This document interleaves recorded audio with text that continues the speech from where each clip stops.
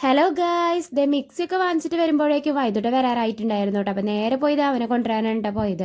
അങ്ങനെ അവനെയും കൊണ്ടുവന്നിട്ട് നേരെ ഞങ്ങൾ വീട്ടിലേക്ക് വരികയാണ് കേട്ടോ. കുട്ടി വണ്ടിയിൽ നിന്ന് ചാടി ഇറങ്ങിയ ഉടനെ തന്നെ ആദ്യം നോക്കണത് പൂക്കളാണ് കേട്ടോ. പൂക്കളൊക്കെ ഇട്ട് നോക്കി ഓരോ വിശേഷങ്ങളൊക്കെ തന്നെ പറഞ്ഞിരിക്കാൻ കേട്ടോ. അപ്പോഴേക്കും കണ്ണം പോയിട്ടാ. പിന്നെ അവൻ നേരെ അമ്മാമ്മേരുടെ അടുത്തേക്ക് ഓടിപ്പോയിട്ടാ.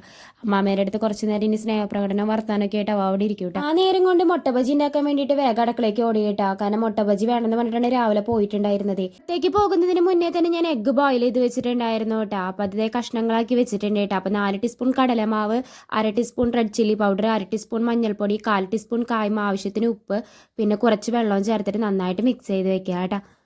അതിനുശേഷം ഫ്രൈ പാനിലേക്ക് വെളിച്ചെണ്ണ ഒഴിച്ച് ചൂടായി വരുമ്പോൾ നേരത്തെ റെഡിയാക്കി വെച്ചിട്ടുള്ള മിക്സിലേക്ക് ബോയിൽ ചെയ്ത മുട്ട മുക്കി വെളിച്ചെണ്ണയിലേക്ക് ഇട്ട് കൊടുക്കാം കേട്ടോ. അങ്ങനെ നല്ല ടേസ്റ്റുള്ള മുട്ട ബജി റെഡി ആയിട്ടോ. എല്ലാവരും ഒന്ന് ഉണ്ടാക്കി നോക്കുക. വൈദ്യു കഴിക്കുന്ന വീഡിയോ എനിക്ക് എടുക്കാൻ പറ്റിയില്ല. അതിൻ്റെ ഇടയിൽ ആൻറ്റിയുടെ അച്ഛനമ്മയൊക്കെ അമ്മേനെ കാണാൻ വേണ്ടി വന്നിരുന്നു.